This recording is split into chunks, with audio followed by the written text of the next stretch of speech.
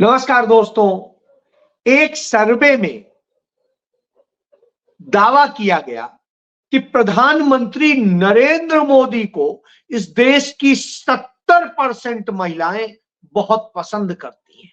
वो उनके पसंदीदा स्टार, जी हां, वो पसंदीदा स्टार है।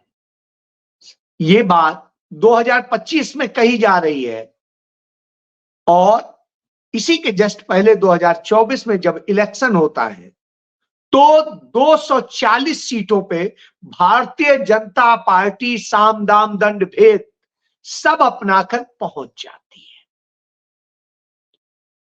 गाली दी जा रही है कांग्रेस को, गाली दी जा रही है राहुल गांधी को, गाली दी जा रही है गांधी परिवार को, गाली दी जा रही इंदिरा गांधी को। इंदिरा गांधी के आपातकाल को याद किया जाता है। महिला दिवस के एक दिन पहले ये सर्वे आता है। अब साफ आता है कि नरेंद्र मोदी को महिलाएं इतना पसंद करती हैं, इसका मतलब सिर्फ 30% ही पुरुष इनको वोट देते हैं। बहरहाल कितना देते हैं मुझे नहीं पता। तो अब इस सर्वे से शुरू करता हूं और बताता हूं किसको कौन पसंद करता है और गुजरात में राहुल गांधी ने किसे ताकीद कर दिया। समझ लीजिए, एक एजेंसी है, इसका नाम है इप्सोस इंडिया बस पीएम अप्रूवल रेटिंग। मैंने इसका नाम नहीं सुना था, आपने सुना हो तो हो सकता है, मुझे नहीं जानकारी थी। हालांकि मैं बहुत अपडेट रहता हूं, बहुत पढ़ता हूं, फिर भी मेरे पास नहीं था।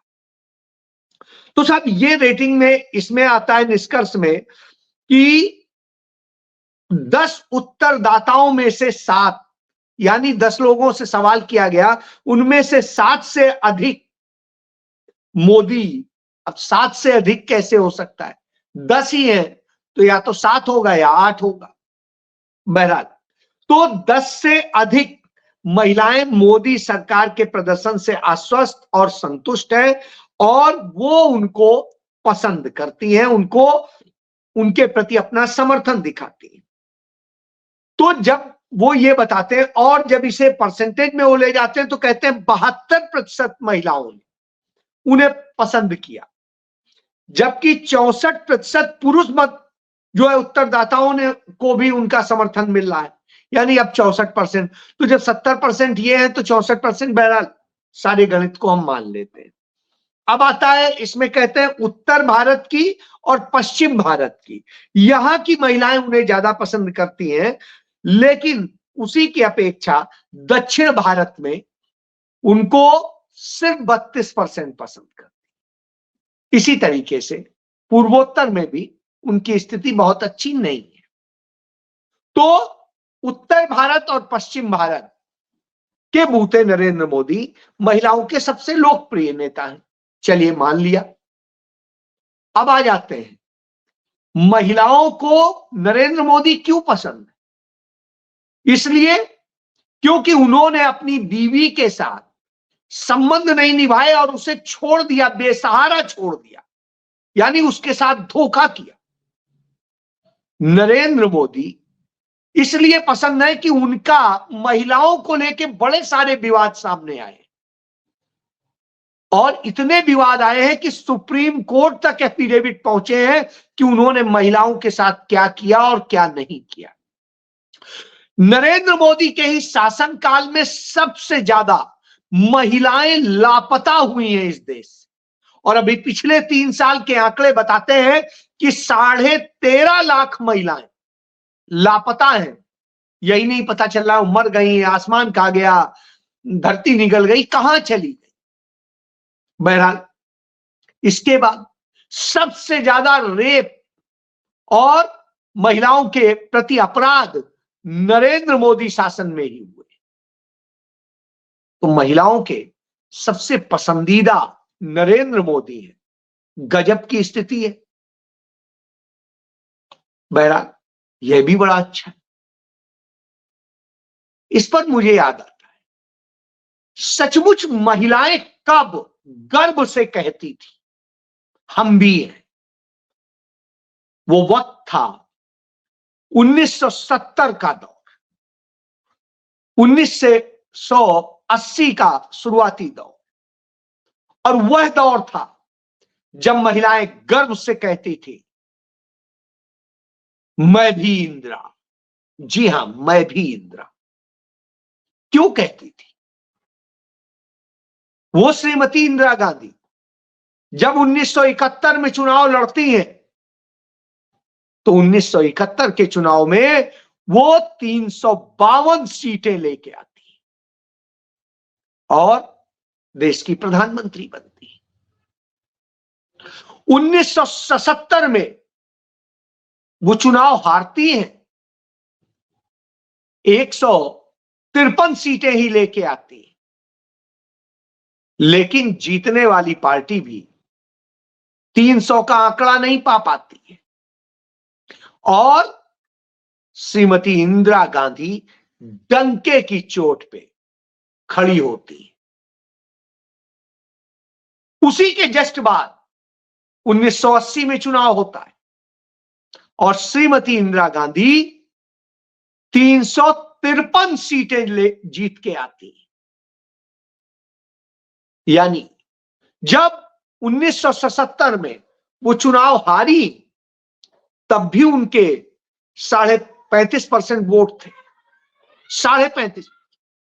और जब वो सत्ता में थी, 350 से अधिक सीटें थी, तब उनके 43% के आसपास वोट थे। तो अब आप समझ सकते हैं इतना वोट बगैर जनता के समर्थन के तो नहीं मिल सकता। नरेंद्र मोदी आज तक 39% नहीं पहुंच सके, पहली बात।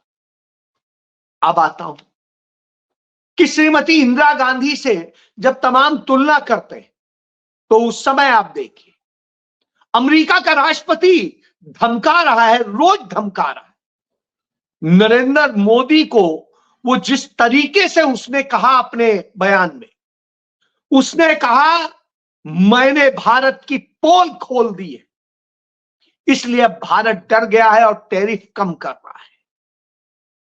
यानी वो सरेआम ये कह रहा है कि डर गया है और उसका सबूत भी है कि उसने 3 बार हमारे नागरिकों को अवैध बता करके बेड़ियों में जकड़ करके, हथकड़ियों में जकड़ करके भारत में छोड़ा, जिनमें लड़कियां भी थी। तो अब आप समझ सकते हैं, लेकिन नेपाल ने धमका दिया तो वो हिल गया, उसे कोलंबिया ने धमका दिया, उसे मैक्सिको ने धमका दिया, लेकिन भारत जी हुजूर। तो नरेंद्र नहीं, समर्पण मोदी हो गए। अब इसमें होता क्या है, नरेंद्र मोदी जब इन सब को लेकर के कहानियां बताते हैं, उस वक्त में वो कहता है कि आपने किया क्या है? न देश की सीमाएं सुरक्षित करी, न देश के गरीबों को सुरक्षित किया, न इस देश के पिछड़ों, दलितों, आदिवासियों, अल्पसंख्यकों को सुरक्षित किया। आपने किया क्या? इंदिरा गांधी ने क्या किया था? इंदिरा गांधी जब प्रधानमंत्री बनी, अस्थिर हो गया, उनकी पार्टी ने उन्हें निकाल दिया।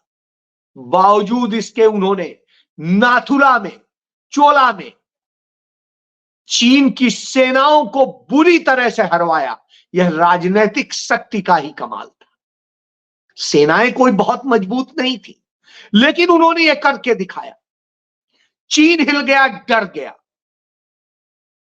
और नतीजतन आगे चल के श्रीमती इंदिरा गांधी ने चीन से सिक्किम छीनकर भारत का राज्य बना दिया।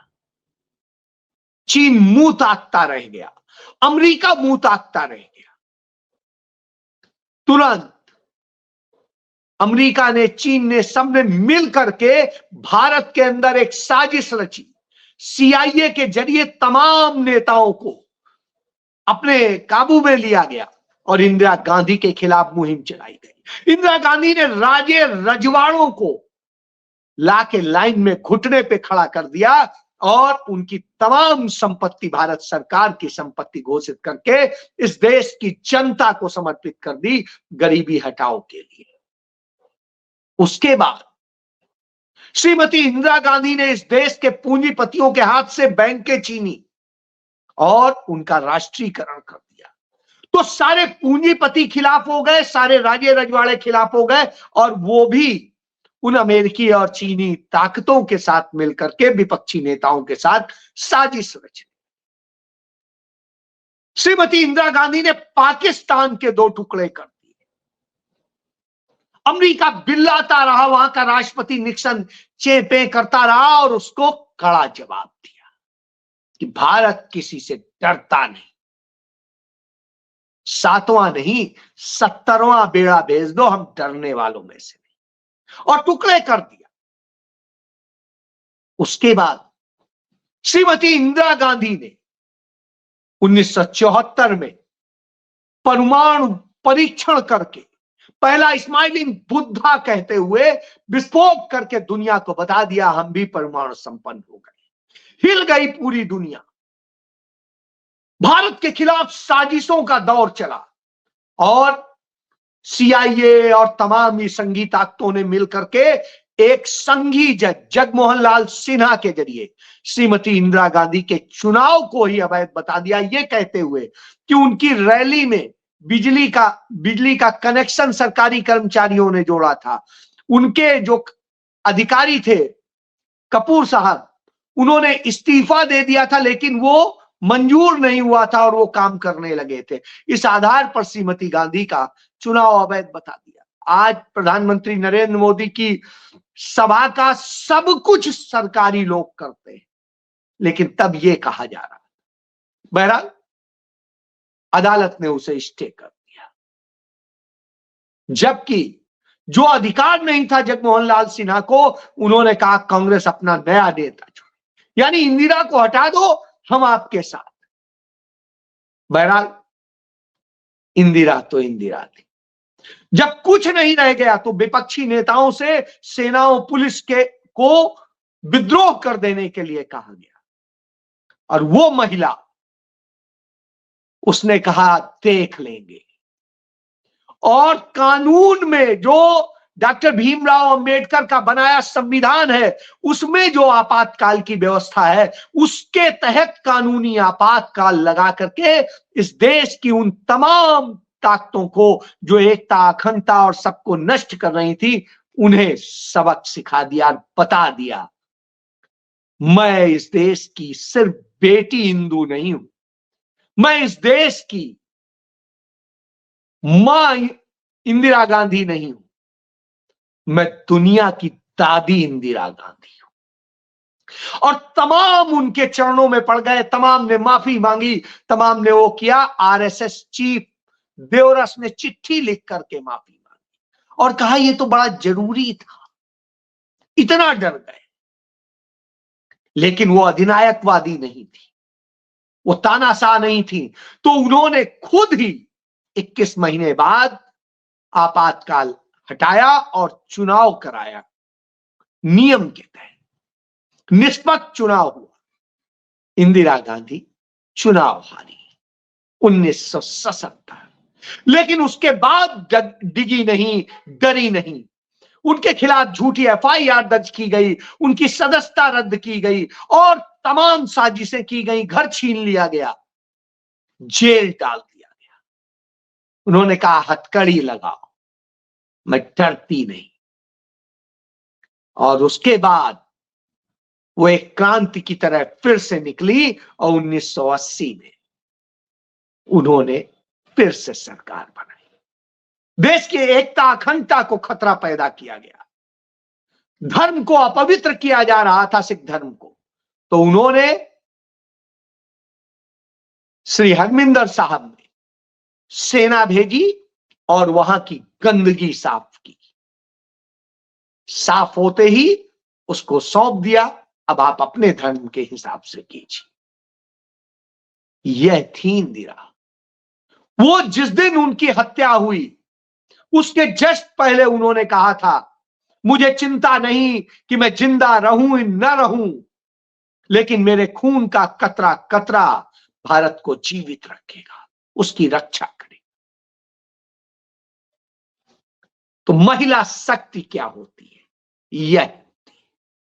तो महिलाएं किसको पसंद करें, समझ सकते हैं। उन्हीं इंदिरा के बेटे थे राजीव गांधी। राहुल गांधी गोद में खेले, दादी बन चुकी थी 1970 के दशक में, और वो दादी देश के लिए नहीं, दुनिया के लिए दादी बन गई थी। आज प्रधानमंत्री क्या कर रहा है? आज डरा कुचला सा, डबा सा दिख रहा है। लेकिन उसी दादी का पोता राहुल गांधी गुजरात जाता है तो गुजरात में कहता है कि अब मैं चुनाव का वक्त नहीं, इसलिए आया हूं कि आपके साथ बात करूं, संबंध को पुनः स्थापित करूं, क्योंकि कांग्रेस के शीर्ष 5 नेताओं में 2 यहीं से थे और यहीं सबसे शीर्ष नेता थे। तो अब आपके साथ, क्योंकि यहां कांग्रेस 40% का वोट रखती है और उस कांग्रेस को सिर्फ 5% की जरूरत है। तेलंगाना में 22% वोट कांग्रेस ने अलग से लिए, तो अब उसके लिए काम करना है। उसके लिए तमाम उन नेताओं को बाहर करने की जरूरत है जो पार्टी में रह के भाजपा के लिए काम करते हैं। उन पर कार्रवाई करने की जरूरत है, गली गली तक जाने की जरूरत है और उसको मजबूत करने की जरूरत है। और राहुल गांधी ने बिल्कुल सही निशाने पे किया। उनके कार्यकर्ता खुश हो गए, यही तो वो चाहते थे। उन्हें यही चाहिए कि भाजपा के लिए काम करने वाले नहीं चाहिए। यह दम होती है, यह कहने की दम किसी और में नहीं, ये राहुल गांधी, क्योंकि उस इंदिरा गांधी। तो अब आप समझ सकते हैं, तो नरेंद्र मोदी इन फर्जी सर्वे में, राहुल गांधी हर असली सर्वे में सबसे ऊपर है और वो सबके चहेते हैं, चाहे उत्तर हो, दक्षिण हो, पूरब हो, पश्चिम। नरेंद्र मोदी की तरह सिर्फ एक क्षेत्र में सिमटे नहीं। तो अब आप समझ सकते हैं, यह है। तो अब कांग्रेस उसी लड़ाई की दिशा में बढ़ गई जो इंदिरा गांधी ने शुरू की थी कि लड़ेंगे जीतेंगे। तो लड़ेंगे जीतेंगे के मंत्र के साथ राहुल गांधी उतर चुके हैं। देखना है किस हद तक खेल आगे बढ़ता है, क्योंकि मोदी अपनी साजिशों में व्यस्त है।